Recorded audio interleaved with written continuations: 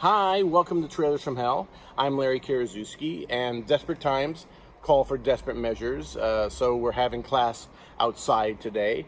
This is the whole COVID-19 stay safe world we're living in. And hopefully someday this will all be over and we'll look back at this tape and say, my God, Larry's got a funny beard and he got a little chunky, but we got to get through all this first. Today's film has absolutely nothing to do with the pandemic. It's a movie I've wanted to cover since I joined this website, but we couldn't find a trailer for it. Finally, I uncovered a 35mm print and had it transferred. It's a movie directed by Frank Perry and written by Eleanor Perry. They were a couple, and anyone who's ever heard me on a podcast knows how much I love their work. They really don't get enough credit as being pioneers of the American film, independent film movement. Movies like David and Lisa, Ladybug, Last Summer.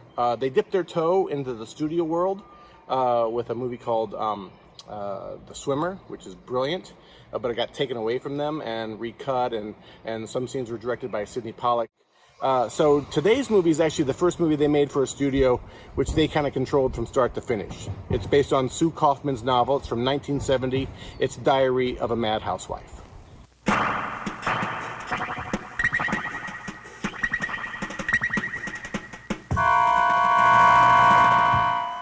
All hail Carrie Snodgress. She burst onto the scene with this film, getting an Oscar nomination and winning 2 Golden Globes for Best Newcomer and Best Actress. She is stunning in this movie, so naturalistic, so heartbreaking, totally authentic. She should have had a huge career.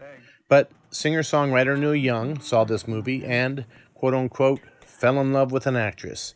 She was playing a part that he could understand. Yes, the song A Man Needs a Maid was written for Carrie.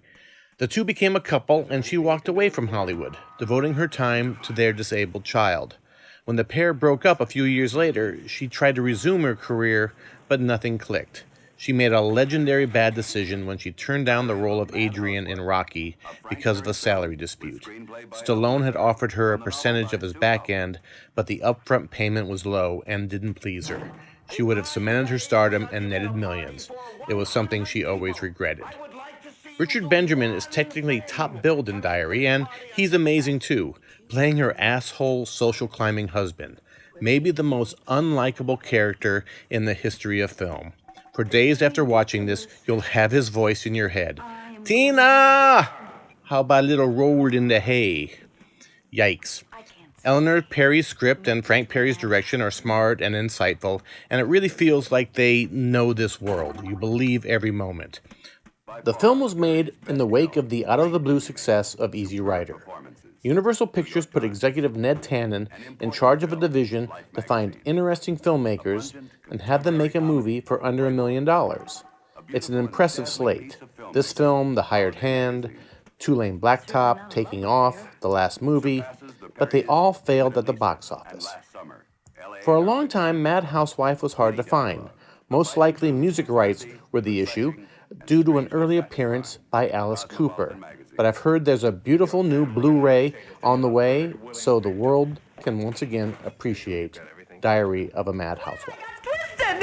Blisters the current scene. The best Frank Perry has made. Saturday Review.